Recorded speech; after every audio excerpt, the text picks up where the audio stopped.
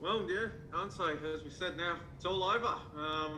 What did you make of your side's a final performance of the season and your final game in charge? You know, it was always going to be a difficult game for us, and it reminds me of how our season's gone. Players sick or players injured. Uli hasn't trained for a couple of days. Uskok hasn't trained for a couple of days. McGing hasn't trained for a couple of days. Then you've got a few injuries. And then you saw today, even the guys we tried to give minutes to, like Tommy Urich, Danny De Silva, Tommy Orr, these kind of guys, you can see they haven't played enough football in the last couple of months. So in saying that, it was a tough week to get the boys up. They tried, they gave everything. Wanderers had a lot of youth and energy in their lineup, but at the same time, they've probably been in this kind of situation for what, 2-3 weeks now, knowing that they can't get into the six. So it was a tough week for us. Wasn't a great performance, but in the end, we get a point, and we finish the season. Disappointed that we're not there. You fielded a short bench today.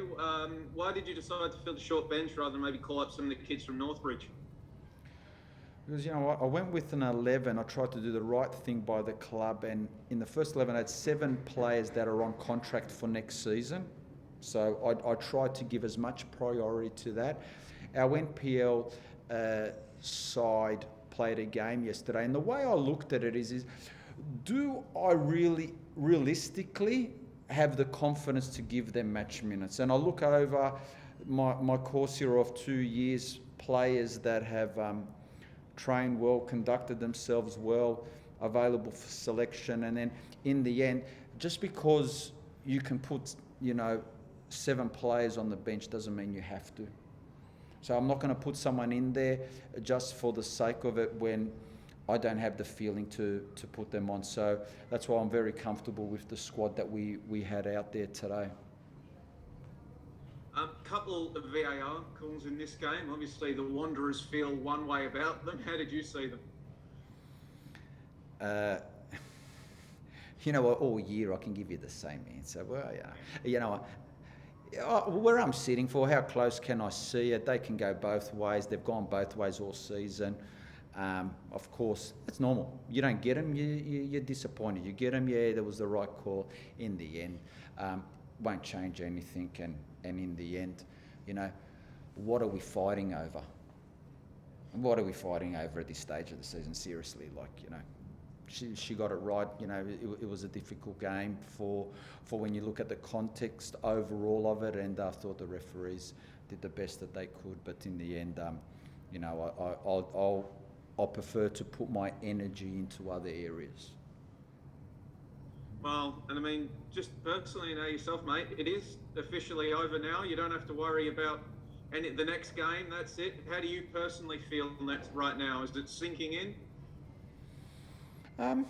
Yeah, I mean, I'm okay with it because I've known of my decision for quite some time. The only thing is it's all part of the journey, meeting some good people, creating some good memories, being involved in a startup club, so you're invested. And I'm sure tomorrow morning I made a promise to myself that I won't get a copy of this game and review it as I normally do. So we'll see how we go tomorrow. But yeah, I'm very thankful for the opportunity the club's given me. Unfortunately, didn't go the way we wanted to this season. But tomorrow we wake up and I look forward to seeing what's in store for me in the next chapter.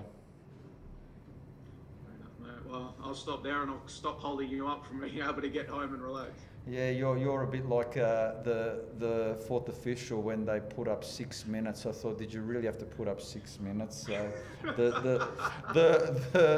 the smaller amount of injury time and the smaller amount on questions, but it's all good, Joey, mate. Thanks for everything over the years. Tom, any questions from you?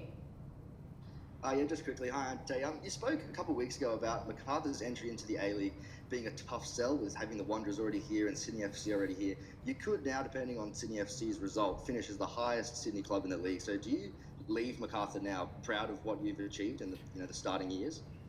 Actually, I've mentioned that to the boys, so that's a good pickup, Tom. Well, what I noticed is that when I first was appointed in this role, it's very difficult to attract players to this football club when you look at the history of Wanderers and Sydney FC. If you look at their resources, if you look at their training facilities, and I'm sure to an extent also their financial capabilities. So I quickly learned that would be difficult to attract players when you're selling them a project, but you really don't have anything to show. So that's why I'm probably thankful that the players that I recruited took a chance and decided to come over to Macarthur. But what I will say, in 2 seasons at this football club, we've never lost to Western Sydney Wanderers.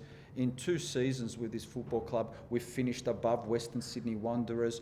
So moving forward, there is a platform there. We're not too far off. I think we've got some good building blocks moving forward, and we have in the last couple of seasons or our first 2. I think when we have played Sydney FC, we've competed well with them, and I've always looked at them as one of the benchmark clubs in the league, and that's purely if you look how frequently they contest in grand finals. So, yeah, I mean, if you put it that way, we've done some decent things, but of course, moving forward, it's a very difficult league. It's a very tight league, but I'm sure the club, will start now making the right decisions, and hopefully next season they can go a couple of places better than this year.